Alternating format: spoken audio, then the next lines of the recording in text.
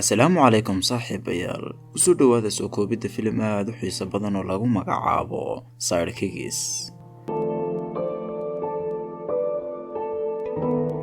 filimku waxa uu ku bilaabanayaa naag ay niman gaangistara ah ee afduubteen oo meel lagu haysto. waxaase kasoo gaadhaya laba halyey oo ku labisan dhar wada cadaan ah, waxayna leynayaan dhammaan gaangistaradii, gabadhiina way badbaadinayaan. kadib waxaynu ogaanaynaa in labada nin mid ka mid uu yahay aktarkii caanka ahaa ee Chuck Norris, ka kalena yahay wiil dhalinyaro ah oo Barry lagu magacaabo. intaas kadib Barry ayaa xaqiiqsaday inuu riyo maalmeed ku jiray kana soo dhex toosay galaaskiisii uu ku wada qoslaya. Barry shakhsi ahaan waa wiil miskiin oo ay iskuulka ardayda kale ku dhibaan, wuxuuna qabaa cudurka xiiqda. waxa kale uu leeyahay khiyaar sawirasho ku sababaysa inuu mar walba iska sawirto isagoo ka dhinac dagaalamaya Chuck Norris, wuxuuna inta badan ku riyoodaa isagoo badbaadinaya macallimada uu iskuulka ugu jecel yahay oo lagu magacaabo Noreen. dhanka kale macallimad Noreen waxa ay ka warwarqabtay riyo maalmeedka joogtada ah inay wiilkan dhib ku keenaan, sidaa darteed ayay aabihii kula talisay inay geeyaan goobaha kaarateyga lagu barto si uu tababar u soo qaato maadaama ay ciyaarahaasi hobbigiisa yihiin. kadib Noreen iyo Barry aabihii ayaa is soo raacay, waxayna u yimaadeen macallin kaarateyga dhigo oo aad u faan badan oo Kelly Stone lagu magacaabo. Kelly Stone markiiba waxa uu bilaabay fataabakh badan iyo inuu isku sifeeyo macallinka dunida ugu wanaagsan dhanka kaarateyga. waxataa waxa uu aflagaadeeyay oo uu sheegay Chuck Norris inuu isagu dhibcadheer yahay. faankaas iyo fataabakhdaas badan markii uu joojin waayay ayay xaqiiqsadeen inuu ninkani hadal keliya meesha ku hayo. Noreen ayaana ku tiri waad naga raalli ahaanaysaa, wayna iskaga soo tageen. kadib Noreen ayaa lasoo ogeysiiyey in adeerkeed Master Lee uu Maraykanka ka soo laabtay si uu hodheel magaaladan uga furto. markaas ayay Noreen ku fikirtay in Master Lee uu noqon karo ninka sida ugu fiican u tababari kara Barry. intaas kadib waxaa la tusayaa Master Lee oo jooga boostooyinka tareenka oo wacdarihiisa soo bandhigaya. maalintii xigtay Barry waxa uu hodheelkiisii kula dhex kulmay Master Lee. Master Lee ayaana ku yiri casharkaaga koobaad weynaad maanta kadib iskuulka aad orod ku tagtaa si ay adadkaantaadu u siyaado. isla waqtigaas ay labadoodu jikada ku jireen. dhanka kale Barry aabihii iyo macallimad Noreen hoolka hore ee hodheelka ayay ku wada cuntaynayeen. Barry aabihii waxaa lagu magacaabaa Master Gibrowski. xaaskiisii waxa ay ka dhimatay 10 sano ka hor, welina xaas kale ma uusan guursan umana jeedo, balse Noreen ayaa u muuqatay inay aad uga heshay isaga. wax yar kadib waxaa hodheelkii soo galaya tuuga ka sarqaansan oo sheekadii ka qasaya, iyaguna waxay ugu wacayaan Master Lee oo cashar adag u dhigaya tuugadii. maalinkaasna Barry waxa uu baranayaa faa'iidada ay leedahay xirfadda kaarateygu. maalintii xigtay Barry oo iskuulka u soo lugaynaya ayaa mar kale riyo maalmeedkiisii iska dhex galay. waxauna ku riyoonayaa isaga iyo Chuck Norris oo markan askar ah kana soo badbaadinaya macallimad Noreen koox argagixiso ah oo afduubatay. isagoo riyadiisaas kaga dhex jira ayay gabadh Noreen la dhaho ay isku fasal yihiin u imanaysaa, waxayna ka codsanaysaa inay hore u sii qaado, balse waa uu diidaya isagoo dardaarankii Master Lee xasuusan. markii galaaska la yimi macallinkii taariikhda ayaa wiilka iskuulka ugu kibirka badan oo Randy lagu magacaabo su'aal weydiiyey. su'aashii ayuuna garan waayay. kadib Barry ayaa si jees la ugu qoslay oo su'aashiisa sax uga jawaabay, kana cadhaysiiyey Randy. kadib markii xiisadii dhammaatay ayuu Randy dhulka ku tuuray Barry, uguna hanjabay in haddii uu afaarihiisa ka bixi waayo uu ka shalayn doono. waxa kale oo uu ka jeexjeexay joornaal yar oo uu sitay oo ay ku qornayd warbixin Chuck Norris ku saabsan. inkastoo dhammaan ardaydu ay daawanayeen dhacdadan, haddana hal qof kuma dhaco inuu Randy ka hor yimaado oo uu ka qabto Barry. Randy waxa uu sidoo kale ku yiri iskuulkan wax ku daneeya waxaa joogta gabadha yar ee Noreen lagu magacaabo, iyadana waxba kuma qaban karta ee gaagaabsa adeer. maalintaas Barry aad ayuu u cadhooday, tababarkii ayuuna cadhadii kula dul dhacay oo waxa uu maalintaas oo keliya bartay habab badan oo cadowga loo bugdhawo. maalintii xigtay Barry isagoo ku jira xiisadii jimicsiga ee iskuulka ayuu mar kaliya intuu meel fadhiistay khiyaaligiisii iskaga riyooday. waxauna markan ku riyooday isagoo caawiya u ah aktarka Chuck Norris oo marka lagu naanayso yeega keli socodka. waxayna soo gelayaan baar, mise waxayba kula kulmayaan tii Noreen ahayd oo baarka waytaradka ah oo haddana nin kale qashqashaadayo, wayna ka badbaadinayaan mar kale. Barry oo riyada iskaga jira ayaa mar kaliya ku warhelaya qaylada macallinkiisii Jimka oo ku canaananaya inaanu xiisadan diyaaro ahayn. waxauna ciqaab uga dhigayaa inuu ku amray inuu koro xadhig meel sare lagu soo xidhay. ardayduna dhammaantood waxay diyaar u ahaayeen inay ku maadsadaan oo ku qoslaan marka uu soo dhaco, balse waa uu ka yaabsaday oo isla markiiba xadhigga fiiqiisii ayuu gaadhay. maalinkaas markii lasoo dareeray waxaa isla soo lugeeyeen Noreen, waxaana u sheegtay inuu ka helay oo uu jeclaaday, balse iyadu waxay u sheegtay inay kaliya u aragtay inuu yahay saaxiibkeed, balse aanay wax jacayl u haynin.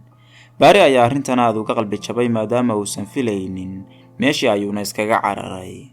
markan Barry xanuunkii ayaa xoog ugu soo kacay, waxaana ku riyooday riyo xun oo ahayd in macalinkiisii Jimtu uu silsilada waaweyn ku xidhay si uu u ciqaabo. wax yar kadib Barry waxa uu soo toosay isagoo ambalaas saaran oo dhakhtar loo sii wado. markii dhakhtarkii la geeyay, dhakhtarkii waxa uu sheegay inuu caafimaadkiisu wanaagsan yahay, balse laga ilaaliyo waxyaabaha surprise-ka ah ee ka nixinaya. waxaa sidoo kale cusbitaalka ku soo booqday macalinkiisii Master Lee iyo weliba Noreen iyo aabihii. Barry daawo uu maalinkii 4 jeer isticmaalaya ayaa loo soo qoray. maalintaas laga bilaabana waxaa la yareeyay tababarkiisii si uu xoogay nasasho u qaato.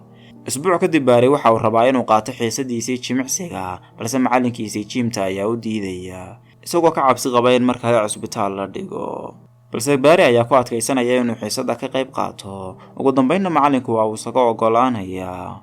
habeennimadii xigtay, Master Lee ayaa Barry kula talinaya inuu xakameeyo riyooyinkiisa. waxauna u sheegay in haddii uu fikirkiisa xakameeyo ay macquul tahay in aakhirka waxaanu ku riyoonayaaba ay run isu bedelaan. wixii habeenkaas ka dambeeyay, Barry waxa uu si xad dhaaf ah u kordhiyay tababarkiisa. xariifnimo zaa'ida ayuu la soo baxay oo nin aad u adag ayuu noqday. isbuucii dambe, isagoo ku sugan xiisadiisii jimicsiga, ayuu raandigii kibirka badnaa aflagaadaynaya isaga. balse markan kama cabsanaya ee Barry ayaa isna si kalsooni ku jirta u aflagaadaynaya. ardayda ayaana u cabsanaya in Barry la garaaco maadaama aysan ogeyn inuu tababar soo qaatay. wax yar kadib, Randy ayaa beerka iskaga istaagaya Barry, balse la awood leh ayuu iskaga fujinayaa oo meel fog ayuu ku tuurayaa. ardaydii oo dhan ayaana la dhacaya inuu maanta garaacay ninkii kibirka badnaa. dagaal adag ayaana ka dhex bilowday labadoodii, balse waxaa soo kala dhex galay macalinkoodii Jimka oo kala qabtay. wax yar kadibna saaxiibadii Noreen ayaa dhankiisa u soo carartay kuna ammaantay xirfadiisa dagaal iyo sida uu ninka isaga dhiciyay. waxa ay sidoo kale ka codsatay maalinka inay beerta xayawaanka shukaansi u wada aadaan, isagoo aad ugu faraxsan ayuu ka aqbalay. muuqaalka xiga, Barry waxa uu ku laabtay riyo maalmeedkiisii. markana waxa isaga iyo Chuck Norris weerarayaan koox daroogistayaal oo meel ku aftoobtay Noreen. qaraxayna marka hore meesha ka fulinayaan. kadib booska gaangistarada ayaa ku amraya in la soo qabto nimankan meesha ugu soo galay, balse bombo kale ayay haddana ku qarxinayaan. Barryna markan si heersara ayuu u dagaalamaya oo gaangistaro badan ayuu leynayaa. kadib markii ay dabceen inay Noreen badbaadiyaan, mar kaliya ayay ogaanayaan in qofka la afduubtay ay ahayd saaxiibadii Noreen ee aysan ahayn macalimad Noreenba. maalintaas wixii ka dambeeyay waxa uu awood u yeelanayaa inuu riyooyinkiisa kaantaroolo oo uu siduu doono ka dhigi karo. maalintii xigtay, Randy ayaa Barry ku challenge gareeyay inuu tababar karate iyo kala qayb galo haddii uu wax iska dhicin karo. Barry maadaama uusan maalmahaas xirfadiisa dagaal ku kalsooneen, hore kama uusan aqbalin tartanka, balse markii macalinkiisii Master Lee uu ku dhiirigeliyay waa uu aqbalay. isbuucii xigayna waxa uu tababartay si aan kala joogsi lahayn, oo waxa uu xoog kor ugu qaaday awoodiisii weerar iyo tiisii difaacba. ugu dambeyn waxaa la gaadhay maalinkii tartanka. Noreen ayaana diiwaangelisay magaca kooxdooda ku tartamayaan. waxay sidoo kale sheegtay inay ka kooban yihiin 3 qof, balse garsoorihii ayaa u sheegay in kooxda tartamaysa ay qasab tahay inay ugu yaraan ka koobnaadaan 4 xubnood ama 4 qof. inkastoo ay dhaheen 3-dayadaas ayaa isku kalsoon, haddana way diideen garsoorayaashii inay sharcigooda bedelaan. iyagoo ka warwarsan meesha ay qofkii afaraad ka keeni lahaayeen, ayay wax yar kadib maqleen dadka uu ku dhawaaqaya magaca Chuck Norris. waxayba arkeen aktarkii caanka ahaa ee Chuck Norris oo tartanka lagu casuumay si uu u daawado. Master Lee ayaana dhankiisa u soo cararay. sidoo kale waxaa isla waqtigaas Chuck Norris aflagaadaynayay Kelly Stone-kii kibirka badnaa. oo Kelly Stone waxa uu hogaaminayay Randy kooxdiisa, waxayna la tartamayeen Master Lee, Barry iyo Noreen. Kelly Stone oo atooraha aflagaadaynaya ayaana ku lahaa, atooraha karatega ayaad isu taqaanaa, tartanadana kama qayb gashid. haddii aad maanta ila tartami lahayd, waxaan si dhab ah u hubaa inaan kaa guulaysan lahaa. iyagoo halkii ku wada hadlaya ayayna Lee iyo Master Noreen soo gaadheen oo ay salaameen aktarkii. dhanka kale, Barry isagoo tartankii iyaga ka horreeyay iska daawanaya ayuu hal mar fiiriyay dhinaciisa, waxaana afkala qaad iyo yaab ku noqotay inuu arko Chuck Norris oo dhinaciisa taagan. waa isa salaameen oo isbarteen. aktar Chuck ayaana u sheegay inuu ka mid yahay kooxdooda. Barryna arrintan aad ayuu ugu farxay oo waxaaba u rumowday riyadiisii ahayd inuu marun Chuck Norris ka dhinac dagaalamo. tartankii ayaana bilowday maadaama oo ay hadda 4 xubnood noqdeen. Noreen ayaana markii ugu horreysay xirfadeeda soo bandhigtay, waxayna gashay kaalinta 2. tartankii xigay waxa uu ahaa labana ma dhagaxaan la isdul saaray oo la kala jebinayo. Master Lee ayaana masraxa koray oo ka codsaday garsoorayaashii in weliba hal dhagax ay ku soo kordhiyaan tirada dhagaxaanta. dadkii oo dhan ayaana ku wada qoslay waayo qofna ma aaminsanayn in odaygan duqa ahi uu awooddaas leeyahay.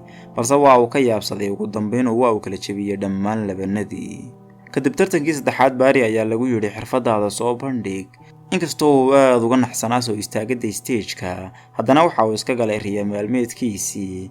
waxauna si dhab ah u sameeyey ficiladii uu riyada ku dhex samayn jiray, oo waxa uu soo miirsaday iyada oo dadkii oo dhammi ay u sacabaynayaan. wareegii xigay waxaa isu soo baxay Actor Jack iyo Belly Stone. Actor Jack ayaana si xun u garaacaya Stone-kii faataabaqda badnaa, isagoo weerar walbana dhulka dhigaya oo dhas ka duulinaya. ugu dambeyn darbad xoog leh ayuu kaga guulaysanayaa. iyadoo ay sidaa tahay, haddana labada kooxood ayaa keenaya dhibco barbardhaca oo min 36 dhibcood ayay kala helayaan. kadib si labada kooxood loo kala saaro, waxaa la isu soo saarayaa Randy oo dhanka kooxda Belly Stone ka socda iyo Barry oo dhanka kooxda Master Lee ka socda, waxayna ku tartamayaan kala jebintii dhagaxaanta. labadoodubana way kala jebinayaan labanada wareegga koobaad. kadib wareegga labaad ayaa la kordhinayaa tirada labanada. Randy ayaana ku horeynaya oo isku dayaya, balse waa uu ku guuldarraysanaya inuu kala jebiyo dhammaan labanadii loo dhigay. kadib tookadii Barry ayuu gaadhayaa. Master Lee ayaana aad ula soo dardaarmaya, waxauna ku dhiirigelinayaa inuu xasuusto wax kasta oo uu soo baray.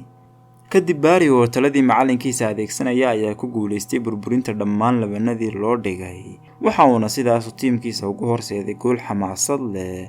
ugu dambeyntiina waxaa layna tusayaa Barry iyo Chuck Norris oo si wada jir u sheekaysanaya, iyo Barry oo ka bogsooday xanuunkii malaawaalka oo riyadiisiiba ay run isu bedeshay. inahaas ayuu ku eegyahay muuqaalkeena maanta. ha hilmaamin daawadeen inaad nagu soo biirto oo aad subscribe saarto channelka. sidoo kale ha hilmaamin inaad muuqaalkan like saarto si uu dad badan u sii gaadho. mahadsanidin.